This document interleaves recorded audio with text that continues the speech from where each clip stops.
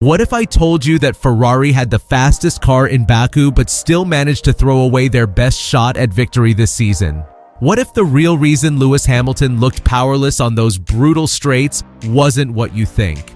And what if the team orders controversy between Hamilton and Leclerc was just the tip of the iceberg in what's becoming Ferrari's most fractured season in years? The answers to these questions have just emerged from Fred Vasseur's post-race confession, and they paint a picture so damaging that it sent shockwaves through the entire paddock at Maranello. This wasn't your typical team principal damage control. This was brutal honesty that exposed just how fragile everything has become inside Ferrari. Because what Vasseur revealed after the checkered flag wasn't just an explanation. It was an admission that Ferrari's own car had betrayed them at the worst possible moment. Let me take you through what really happened in Baku, because the official story you heard was only scratching the surface. It all started to unravel during qualifying. Hamilton, who had dominated Friday practice and looked genuinely confident with the SF25 for the first time all season, was convinced he could fight for pole position. The data backed him up. Ferrari had the pace. But when qualifying arrived, the team made a strategic blunder that would define their entire weekend. According to Vasseur's post-race analysis, Hamilton wanted the medium compound tires, the same ones virtually everyone else was using successfully. But Ferrari told him there wasn't enough time to warm them up properly and they didn't have enough fuel for another run, so they sent him out on tires that were never going to deliver the lap time he needed. The result? Hamilton was eliminated in Q2 by his own teammate. For a 7-time world champion who came to Ferrari specifically to chase that elusive 8th title, being knocked out by such a basic strategic error was devastating.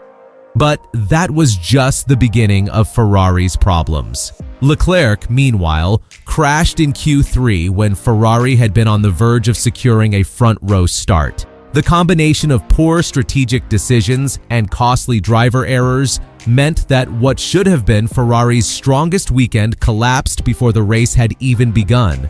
But here's where the story takes a turn that nobody saw coming. Vasseur's bombshell revelation came when he admitted that new technical evidence had emerged about what happened during the race itself. And this is where Ferrari's weekend went from disappointing to absolutely devastating.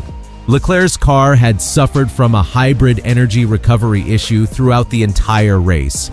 The hybrid system was inconsistent, failing to deliver the full deployment of electrical power on Baku's crucial straights.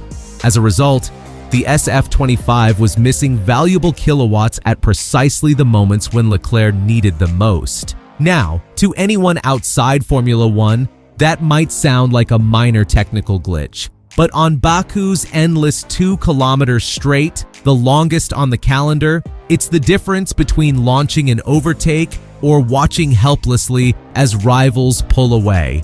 It's the fine line between defending your position or being passed with ease. Leclerc knew he had the grip and speed through the technical sections. He could carry momentum through the castle section better than almost anyone. But every single time he tried to convert that cornering pace into overtaking opportunities, the surge of power simply wasn't there. His radio messages grew sharper and more frustrated as the race progressed, and by the checkered flag, he was left powerless. Not because the car lacked pace, but because it was failing to deliver when it mattered most. For Hamilton, the problems took a different form, but carried the same devastating outcome. Despite his precision through the technical sections, despite threading the SF25 through the castle corners with the skill of a 7-time champion, he could do nothing when it came to the straights.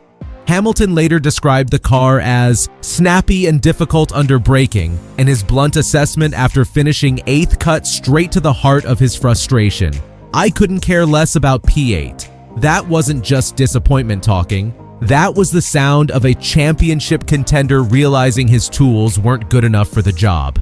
But the drama didn't end there, because Ferrari managed to add another layer of controversy to their disaster. The team orders situation between Hamilton and Leclerc revealed just how fractured the internal dynamics have become. Leclerc was told to let Hamilton through so the 7-time champion could chase down Lando Norris, with the understanding that the position would be returned later in the race.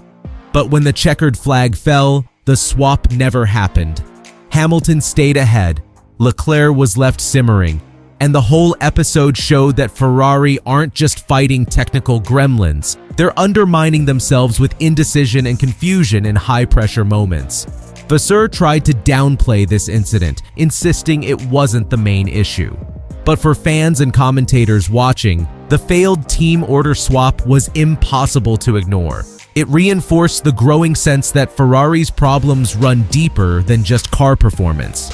What made Vasseur's post-race analysis so explosive was how he tied all these threads together. He didn't try to sugarcoat anything or hide behind corporate language. Instead, he stood in front of the cameras and openly acknowledged that Ferrari had wasted a golden opportunity. He admitted that the pace was there. The data proved the SF25 was competitive enough to fight at the front. He pointed directly at qualifying as the moment where everything unraveled. He explained how the hybrid issue had crippled Leclerc's race, and he acknowledged that both drivers had spent the afternoon trapped behind slower cars, unable to make progress despite having a faster machine.